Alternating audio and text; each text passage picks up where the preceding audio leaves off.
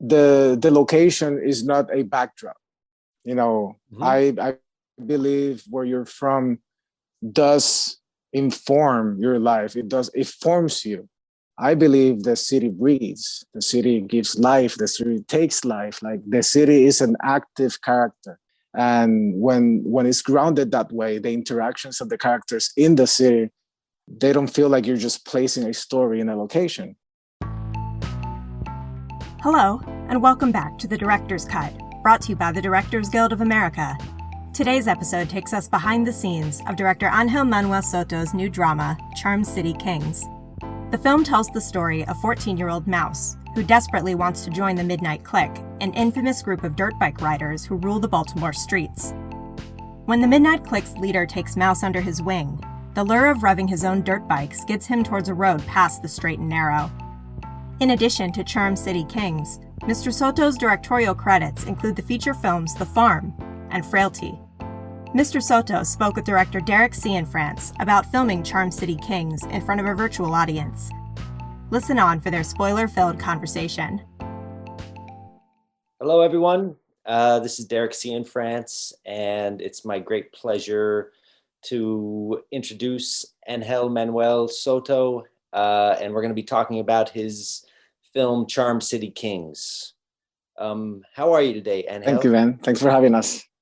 I'm great, man. I'm excited and I'm humbled to be here, and you know, I'm honored to have this conversation with you, man. Big fan here. Me too, man. It's mutual. I want to know first off from you, what is it like to release this movie during a pandemic? Well, definitely, that was not the plan. I'm not expected. We were headed, I believe, to about 1,300 theaters on April 17, which was special because April 17 is my father's birthday. So it was kind of like, that's great. This is going to happen there. And while we were at the Miami Film Festival in March, that's when things started to shut down. We had our screening, and right off the bat, the next day, the festival got canceled. So the second screening couldn't happen. And that's when everybody started like reshuffling, see what's going to happen. Everybody was expecting like, maybe it's going to be done by the summer. So let's aim for August. That whole thing kept stretching on until I guess Sony started making some decisions of releasing films in 2021, etc. And Warner Brothers, that's when they came in and bought it from them. Now, at first, I was like, it's going to streaming. Like, we made it for the theater. We did the whole 5.1. Actually, we did 7.1 because we wanted to live inside the whole, like the Sunday ride. Like, being there, the noises of the 2-stroke, the 4-stroke bikes, like everything, the people is just so immersive. And we did such an immersive way. All the tracking shots that move like they were binaural, like you can see the music go behind you. Like we really put a lot of effort to that. And so we were very excited to see that reaction on the theater, the way people reacted to it at Sundance, which was very crazy. Like I've never seen people stand up in the middle of the movie clapping like it was a basketball game. And that energy, we were hoping for that. But after seeing the way HBO Max was handling the marketing and the whole release campaign, the update they did to the poster and the artwork, their attention to details, it really gave me peace. And once the release came out, breaking records on streaming during the month of October, that was actually reassuring, knowing that, now not only people that were going to be able to see it in the States at that same time, but those people and other people that were not going to be able to see it at the same time were all watching it simultaneously. Like in Puerto Rico, we did a thing there that people could watch it and they could have HBO Max for, I don't know, a period of time. And, millions of people watch it as opposed to who knows how many would have gone to the theater to see it. So at the end of the day, it was like, yeah, we made it for the movie-going experience, but in service of the message and the target audience that we were trying to reach with that message, the streaming platform actually served that purpose pretty well. Yeah, it had a reach. And it sounds like you were Mm-hmm. able to, at least you had those moments at Sundance where you actually had that interaction Yeah. with an audience, Oh which yeah, man. seems That so was far away beautiful. now. You were like some of the last movies to really play and have that feeling, you know? Yeah, man. I don't take that lightly. I'm like, I guess everything happens for a reason if we're talking that language. And it happened when it needed to happen. And the things that are happening now, however great they might be, in all of this needed to happen to be in the place where we're at now. So, it's kind of like I'm not gonna make a movie with less passion just because it's going to a streaming service. Absolutely, Um, you know. absolutely not. Let me ask you. I'm curious about you and your journey to becoming a filmmaker. I know you were an artist first, a muralist, right? But I just kind of want to know, how did you become a filmmaker? Well, I studied advertising and architecture. That's what I did first. And during that whole time of me figuring it out what I wanted to do, I guess from very early, I always wanted to be involved in the audiovisual uh, industry of some sorts. I didn't have much language. I knew that I wanted to be a director, but I didn't have access to film school nor the money to go study abroad. So I went with architecture and advertising. But I still started, going out of my way and do some TV stuff. So I started in TV as a PA. I'm trying to remember. I think they were paying me like $600 a month, something like that. Yes. It was like a very entry level And what gig. year? But What year? I was 19. I was Okay. 19. So right out of the gate, though, you're starting right. You're starting. Yeah. I was, start. yeah, super early. And so that I started like working my way up a little bit. Then I started producing, then I started directing. I finished studying and I did a little bit of advertising. And then I went on to do short films. And I think that experimenting with the short film, that's when I was able to really like direct something and fall in love with it. And through that whole journey, I became friends with a lot of like the artist community in Puerto Rico, and everybody started helping each other out. That's where like all the intersectionality that exists between the street art in the island and that community combined with the people that do commercials, movies, short films. We started to develop like our own thing and energy until I directed my first film, La Granja, in 2012. It took us forever to finish it, but when it did, that's when I ended up in LA to finish the music and stuff like that. I also came after my now fiance. She was the one that really brought me to LA. She came here first before I did.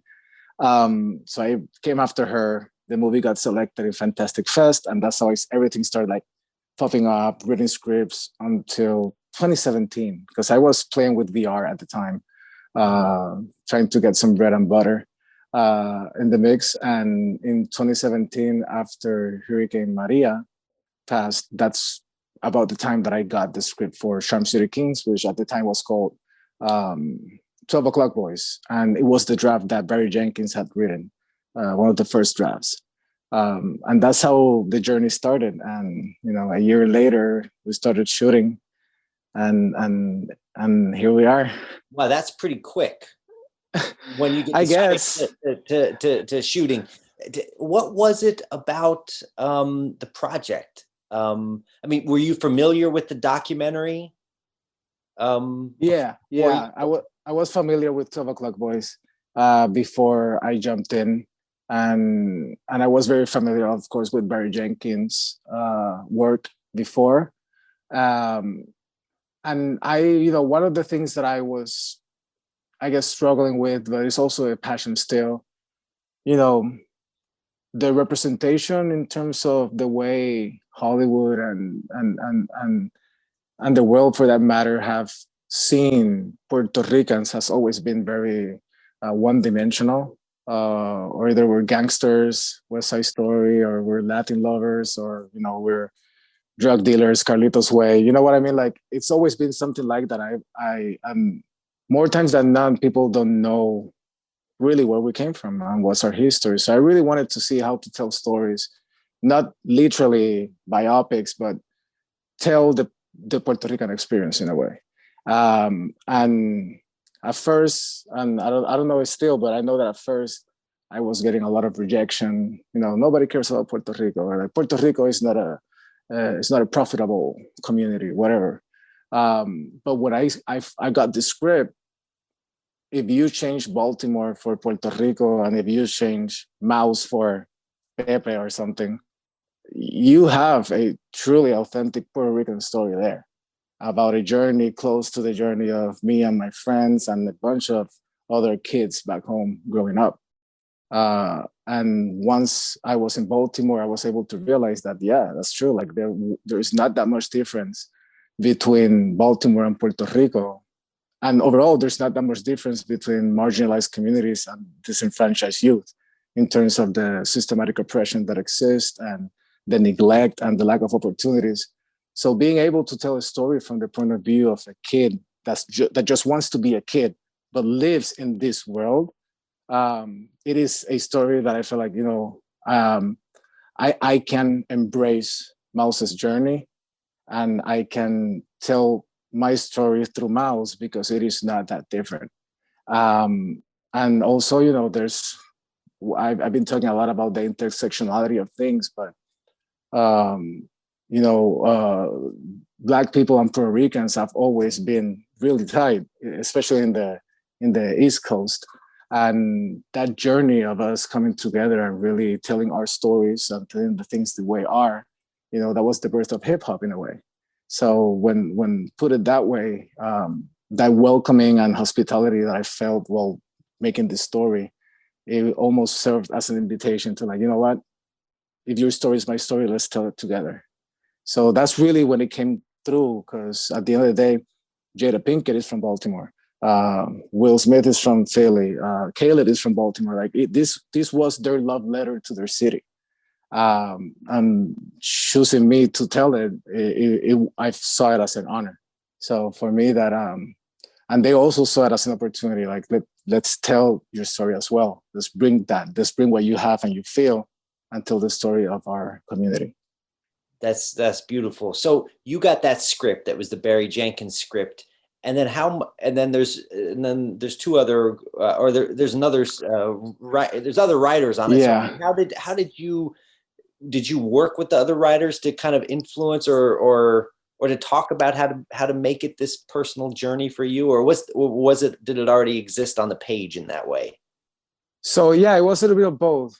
By the time I got in, they were already working on some notes with Sherman Payne. And Sherman Payne, he brought a lot of the levity and the banter and the energy that the kids have with each other, the authenticity of the dialogues and the bullying and all that stuff. And definitely that was something that the earlier script was a little bit more introspective. It was a little bit more quiet. So when Sherman was working on it, the ideas that it was presenting to the production team were very much in line with what Sherman was writing as well. So Sherman writing based on his experiences, and me coming in with a vision based on my experiences, we were going on parallel wavelengths, really.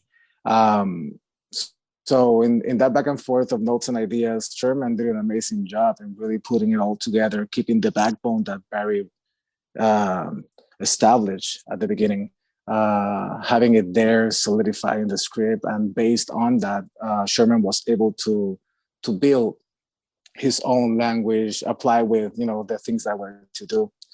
A lot of the things were not on the paper in terms of tone, maybe. So being able to bring that tone to the paper had a very cool impact in the way some of the scenes were executed. and therefore carrying this emotional arc for Mouse to be a pivotal one, you know, when his bike gets stolen. Mm-hmm. Yeah, I was very drawn to that joy. I mean, having made some serious dramatic movies in my past, I know that, and I've failed on this many times, is like you need to have humor and levity and joy in order to feel that sometimes, you know. So it's not, you know, because you have a lot of heavy stuff happening in this story. And I thought that balance was really, really well handled and necessary. You know, the audience need that. They need to fall in love with those people. So can you, but I wanted to also ask you about, you know, you bring up the script, how it seems to me, and correct me if I'm wrong, you're also embracing real people, right? There's actors in here, but there's also real people. I mean, you know, some of the writers, and I'm just wondering about the community and how then that all worked together once you started casting this and putting this world together, how you brought that community in to the making of this film. And because it felt communal, it felt like a lot of people making this with you. Yes, 100%. You know, I was basing a lot of the way I because I did the same thing on my first film. Almost everybody there is not an actor except for a couple of them who have you know, strong leads, and everything that I use there as a set or as a location are places that I grew up in. So having the people love the project or love the idea of the project, even when we went to the projects and they're doing, you know, they're doing the work there, their deals, they were very welcoming. They were like, okay, we'll move our operations to the other corner so that you can shoot here. Like, it was like very communal, and that experience for me, I always feel is very important. When I did a lot of documentaries with Riot News, I never liked the idea of just touch and go, as if those people don't have a story to tell, as if like this is so. I've never liked that, because I really never enjoyed when films are shot in Puerto Rico and they do the same thing. Nobody gets invested in the community, and they just show a slapstick portrayal of who people are. And born out of that, we wanted to do the same thing with Charm City Kings. It is a subculture that exists around the world, but Baltimore is literally the mecca of bike life, and they're very. This is their art.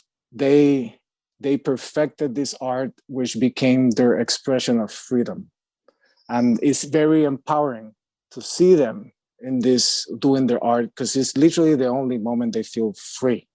And it's not about speed, it's not about getting faster, it's about doing something, and they are so good at it that they take pride, to the point that the documentary became very successful and showed a subculture that is very appealing and compelling. And but with that, the producers were very smart. Caleb knew Chino, and they all knew a lot of the writers there. That we knew that we needed to have them be a part of the film, because, for example, Chino is the one that has got the sponsoring from like Under Armour and Monster. Like, he's like with Rock Nation. Like, he's in a level where the sport now is profitable with sponsors. Like, it's not just like, it's like what happened with graffiti. People were, that's vandalizing, and now people are paying thousands of dollars for street art and murals and Banksys from the wall, you know.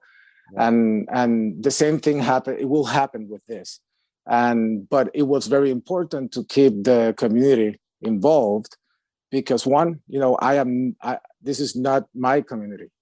So as much as they could, and as much as we could, we had them keep us in check, in terms like, we don't say it that way, or like, you know, we wouldn't say that phrase.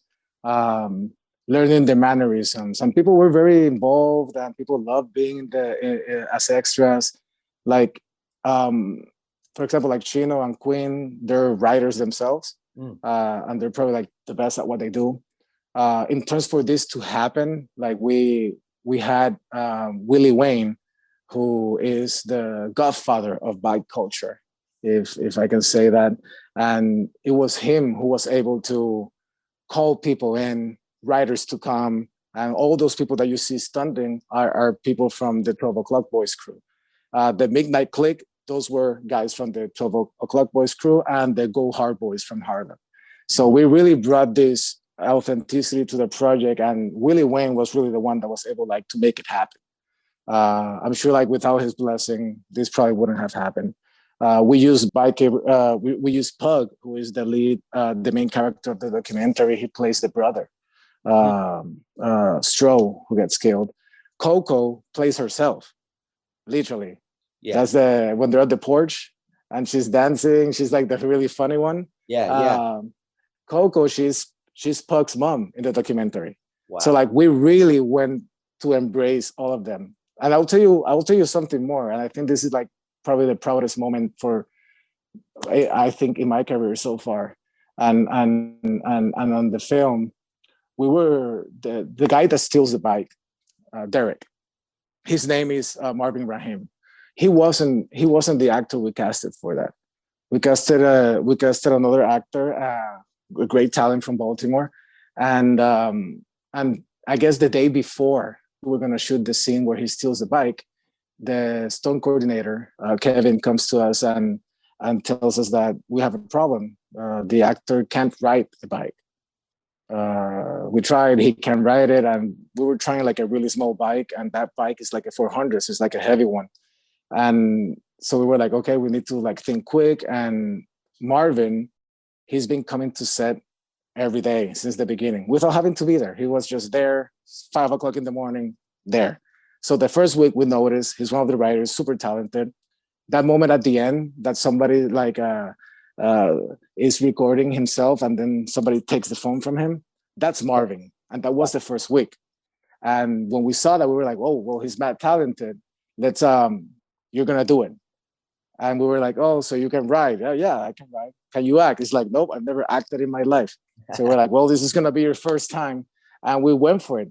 So at first, he broke the ice. That's the moment where he's asking, let me take a bike. He does that whole bit. But then he started getting comfortable, which is when he steals it. And, we did 2 takes of that. He's so good that we only had to do 2 takes of that whole oneer. And after that, we had 3 weeks of break before he had to do the scene where he gets beat up. So during those 3 weeks, we took advantage of that, and we had him with an acting coach. We had him with the stunt coordinator, and they practiced everything. And he performed that whole scene himself, somebody who's never acted before. Fast forward to that, he was able to do stunts on Bad Boys 3. And now he found his calling. I'm an actor, a stunt actor. He never thought this was going to be something for him. And now here you go, like this opportunity really made him find his purpose in life. And the beauty of it all is that it was somebody from Baltimore, from the crew, a writer. And for me, like having his blessing is more than enough, Yeah, man. And the fact that he loved it was great. Yeah, that's amazing. Yeah. I thought his moment in the garage too was especially poignant when he said, I forget the exact line, but that everyone needs to eat or something. Yeah, everyone's gotta eat. Is that the line? Yeah. Yeah, because he's like, why you do me like that? And he's like, well, we all gotta eat. Yeah, exactly. That was I thought he was poignant. And I have a question. I have so much to ask you, but okay, this is a technical question. You can write all these things in a script about all these stunts and tricks and everything, and obviously you have these writers that can do it. But then you have a movie, and you have a responsibility also as the filmmaker for safety, right? And so I'm watching it, and I know from having shot a movie with motorcycles that to get a scene without them wearing helmets took like 6 months of letter writing and training and convincing. So how did you navigate all of those stunts that they were really doing it, and people were really putting themselves at risk, and just the balance and the responsibility of you as a filmmaker then taking care of those people, but knowing they can do it. Yeah, it definitely was a situation that we took seriously, like because one, we don't want any accidents, period. Two, we don't want any accidents with talent that still have scenes to go. Mm-hmm. And three, definitely kids cannot do that. So we talked to them, right? We had a conversation with them, and even though they're not stunt people, right? They did have a little bit of training in terms of with the stunt coordinator, in terms of like the spatial awareness of the camera, all that stuff. Like the whole idea of like we're coming at you, but we're not gonna hit you.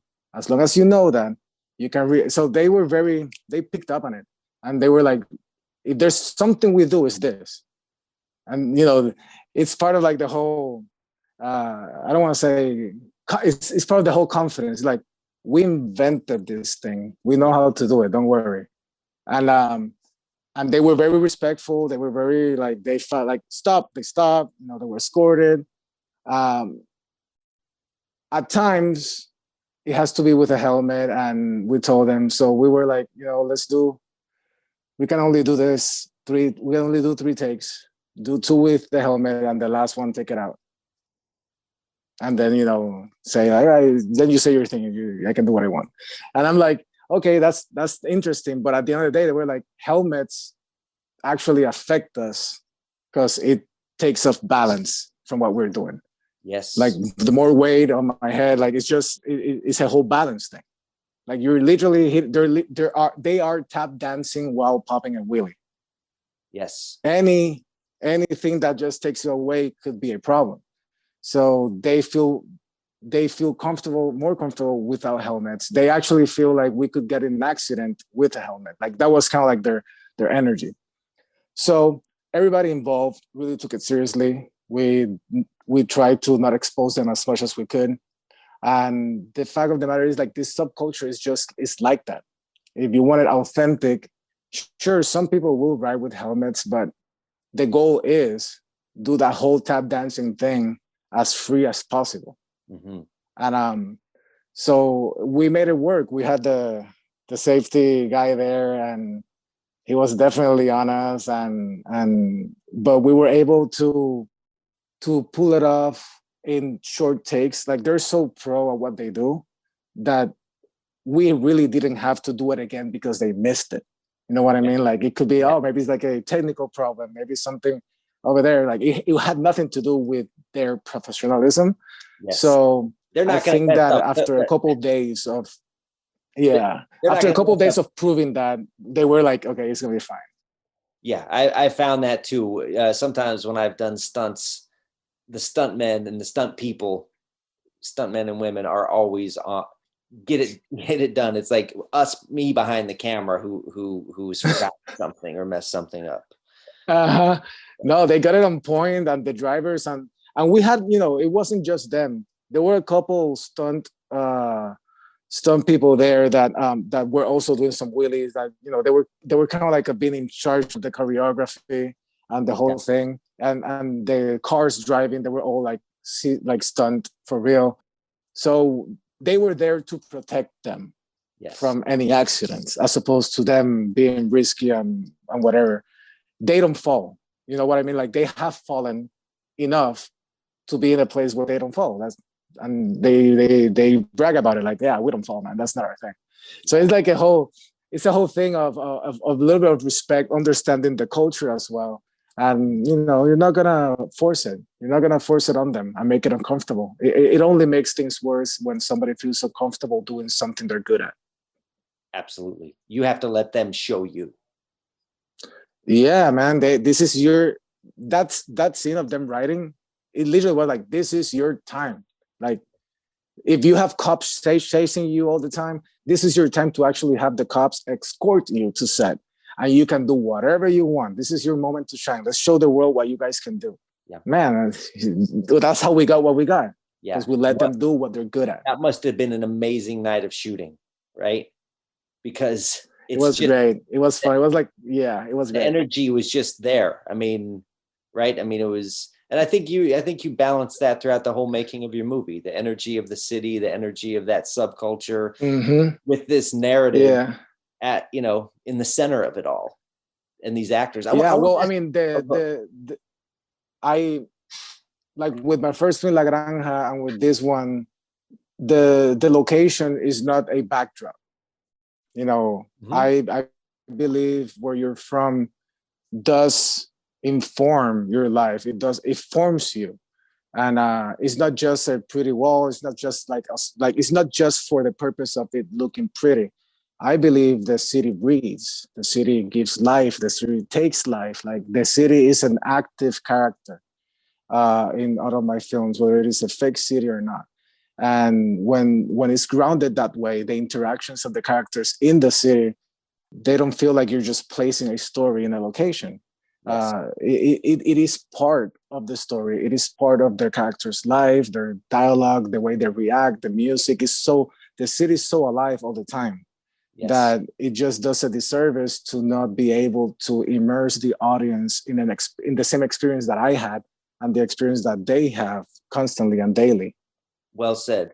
And in some ways, these characters, I feel like, are immersed into a place where there's certain choices for them, right? And I found that very compelling with Mouse's story, is that I felt like he was constantly at a crossroads where he was forced to make a choice. And can you talk about that? How you dealt with this idea of choice and the representation of that choice. I was really thinking about like Blacks versus Detective Rivers, you know, like as the culmination of choice. What, like, is that Mouse's choice? One of those, to be one of those guys, like, or to be pieces of each of those guys? I mean, what is it?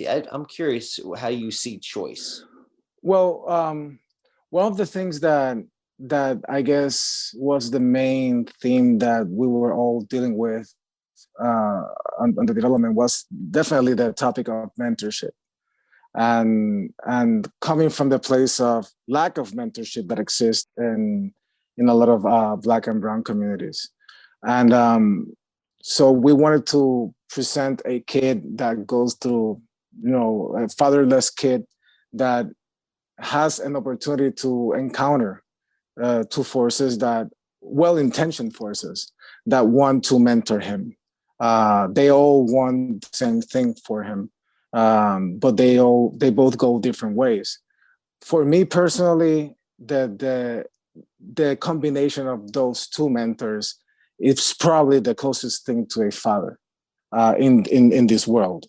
A little bit of both things, and the fact that, you know, we wanted to present a cop not the way cops are, but the way we see or we want cops to be.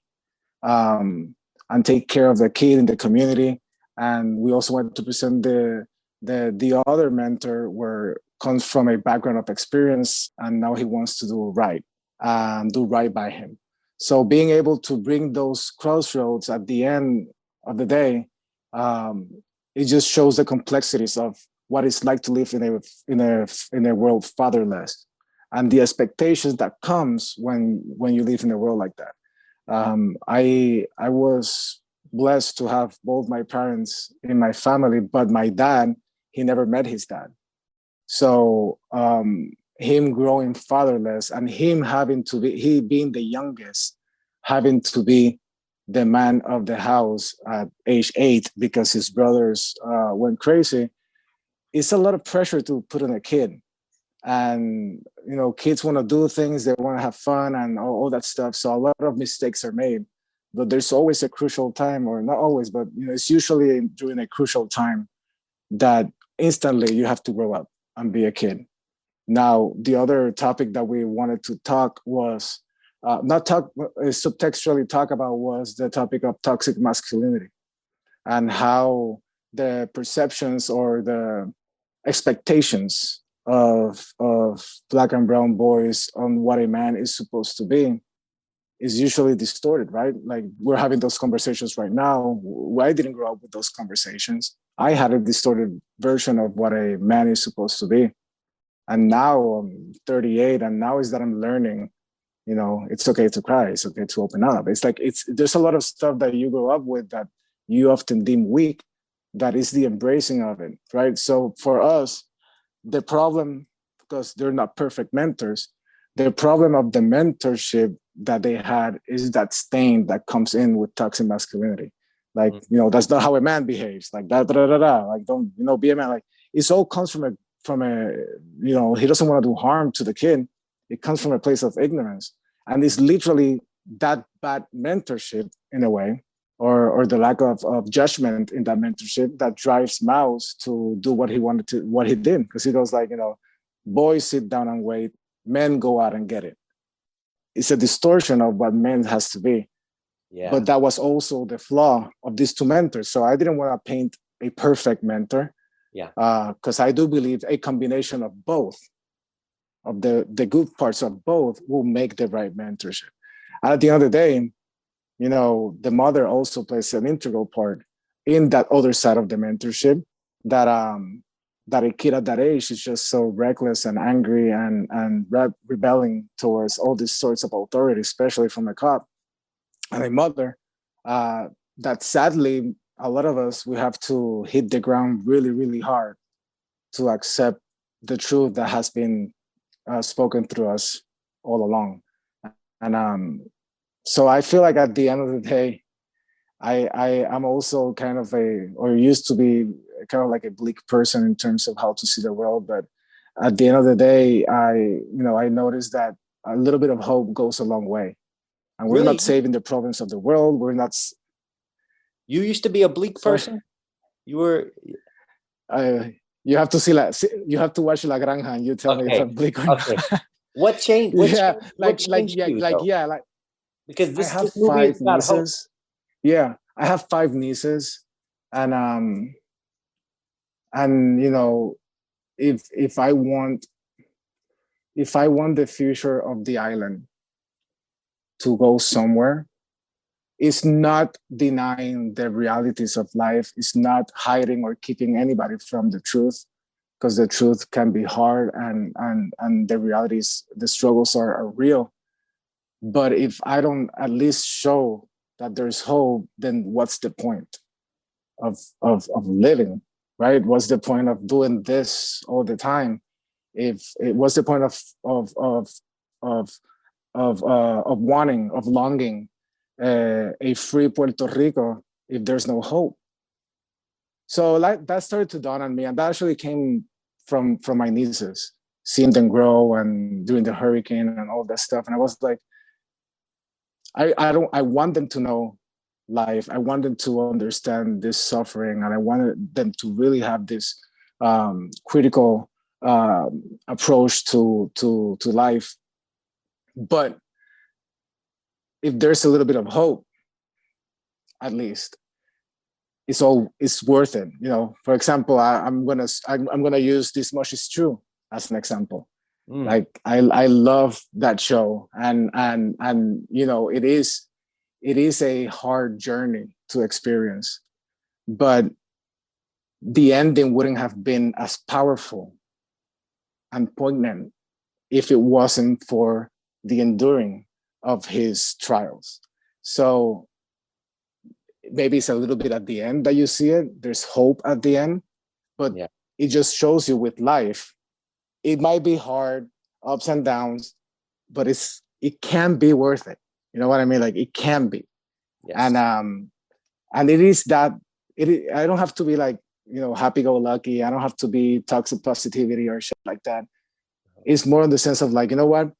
Yes, like life is not fair all the time. Things are out of balance. But wouldn't it be nice to know that if you make it out, you can cause an impact on somebody else and maybe get them ready to what's coming? And I feel like that's almost what it feels like at the end of the day. The idea of like, it wasn't up to just mouths and circumstances and elements like that, but the idea that when you have people that love you and care for you, you can actually create a difference paying it forward that way. Like, and that's exactly, you know, I think the message that we need right now when it comes to the reality. Like, I do like reality. I love the healthy dose of you know, pessimism and you know, just reality of how things are, whether people like it or not. But it's like always talking about a problem without providing a solution. And even if my solution is not perfect or is incomplete, at least it's one step forward and it's not getting stuck in the cement, you know? Yeah. Yes, the darkest hour is just before dawn. And that's, there's beauty to that, you know, and there's beauty to treating that with a realism that that really hits you home, you know. And yeah, it's like the highs needs to be as high as the lows, or the lows needs to be as high as the as low as the high you promise, you know. I agree. It's balance. Ultimately, It's balance. You can't have light without dark, pain without pleasure, happiness without sadness, struggle without joy, whatever. It goes on and on. Okay, I want to ask you one more question here. So I just want to ask you real quick about Meek Mill, because I thought his performance was really poignant. And I mean, all the performances were really great. I don't want to take anything away from anyone else, but I thought it was, you know, you think of a rapper or something, or a musical artist, you know, being an actor, and never quite sure how that's going to work. You know, Bob Dylan did it a little bit, and you know, you just don't know what they're going to be on. But his screen presence was undeniable. But also, I thought he really handled it. So, can you tell me about the choice of him? Also, he's Philly born, right? And he's playing this very you know, Baltimore story. Can you talk about working with him? Was he trained as an actor? Yeah. For this, or what? So he was already attached to the project before I came in. Meek Mill has been very outspoken. He's very outspoken about bike life. You know, he did his tricks. Like he does all of that stuff. He does. And yeah, he does all that, all of the stunts like that. And before I came into the project, or somewhere along the line, Mick goes to prison precisely for doing a wheelie, and somebody said something about that, and supposedly they accused him of violating parole, and he's been going through that, and that's why, you know, he became like this poster child of or like the face of prison reform in a way, because his situation was very unfair. So for a moment we thought we lost him. He got released. He came back to the project, and it almost felt like, wow, what are the odds now that the character of Blacks is also a guy who rides, who loves bikes, who was in prison, who came out of prison, and is trying to do good, which is very similar to Meek Mill's journey right now. Yeah. So I guess that level of that parallel life of Blacks and Meek, you know, the difference is Blacks is a mechanic and Meek is a rapper. Everything else is very similar. Wow. And so we really honed in on that and took advantage of the situation. But Meek is not professionally trained at all. And for me, I am used to working with non-actors, but in the case of Meek, you know, he's doing tours, he has responsibilities as well. I didn't have the time that I would have actually loved to have with non-actors. In La Granja with non-actors, I spent almost 3 months with each one of them, you know, wow. and I directed them differently because I knew how they were, and they're not trained. So the whole concept of trust is key. With Mick, it was a different way of doing it. But as we started working together, understanding, you know, okay, well, maybe we treat this a little bit more like with him, like a music video, directing more like a music video style, fitting the lines, and really like telling him to do different things. Like like the scene where the dog dies. Like he was able to actually get there, and thinking about stuff that has happened to him in the past, and just saying little things like, now take a deep breath, look down. He just showed the sigh and all that, like just little things working with him, that then he started getting confident. He started liking what he was seeing. And, the feedback also, like I think he was blessed by having so much talented actors bouncing off with him, like Will Catlett or Yahi. Yes, making it real around. Yeah. They were able to, like, they were giving it all, and he was learning from them. By the end, he was very natural, and it was all him. Like at the end of the day, it was all him. He owned it, and he really pushed through, man. He killed it. He did an amazing job, but we were able to take it there. And Jamal, the guy that plays Jamal, yes. Chino, they're best friends in real life.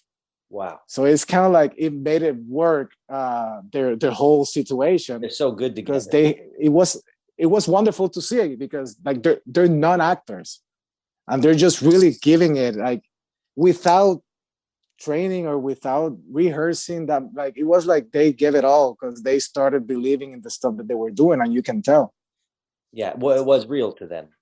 I mean, that's why I've always thought with acting, Mm-hmm. Acting is not lying, it's telling the truth. It's when I was a kid growing up, people would say, like, tell people to stop acting if they were insulting them.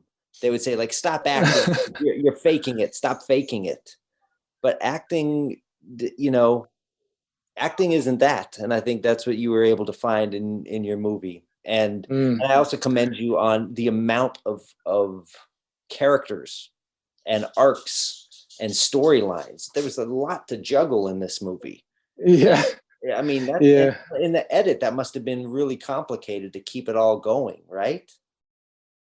It was I mean, it wasn't as complicated as I thought it was going to be, honestly.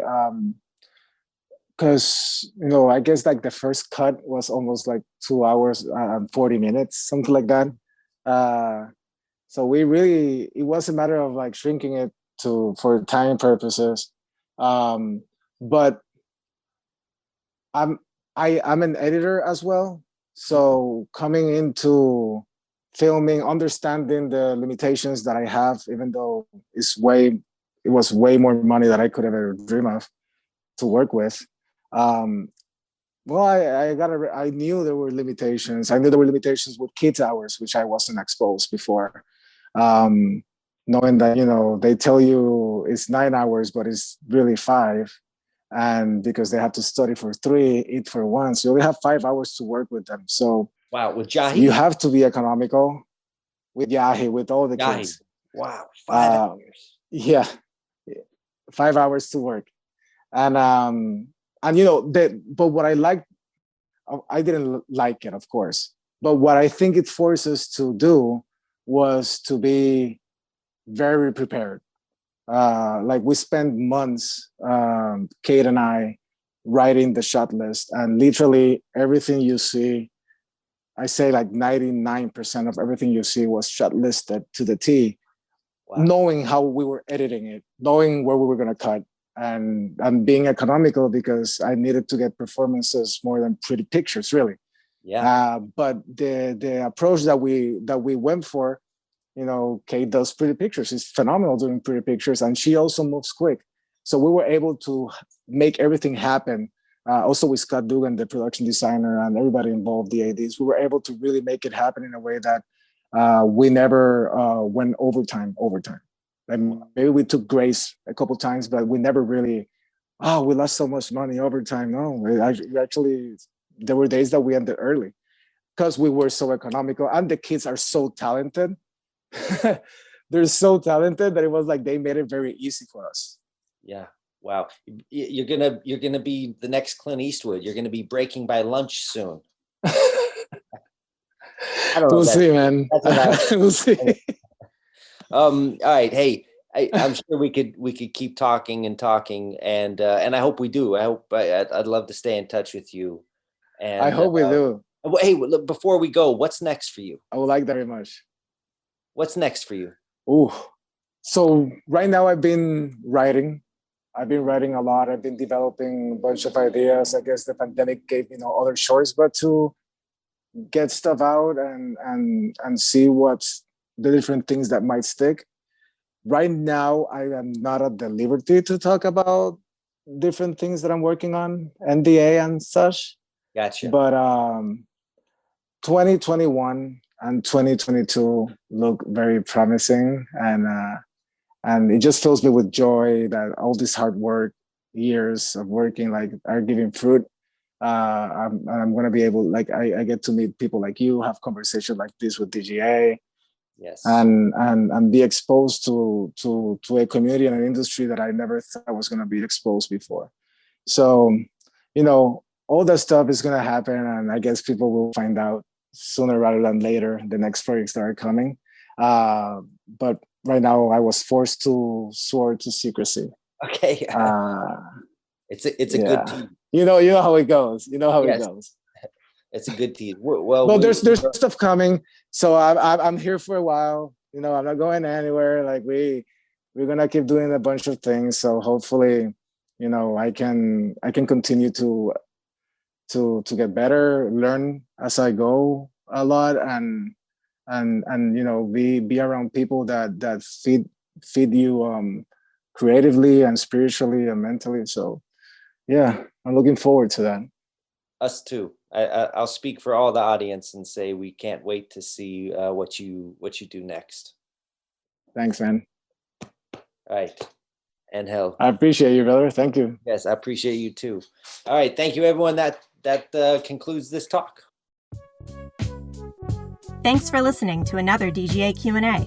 If you'd like to hear more, The Director's Cut is available wherever you listen to podcasts. Stay tuned in the coming weeks as we bring you discussions of films from Shaka King, Rada Blank, and Tara Mealy.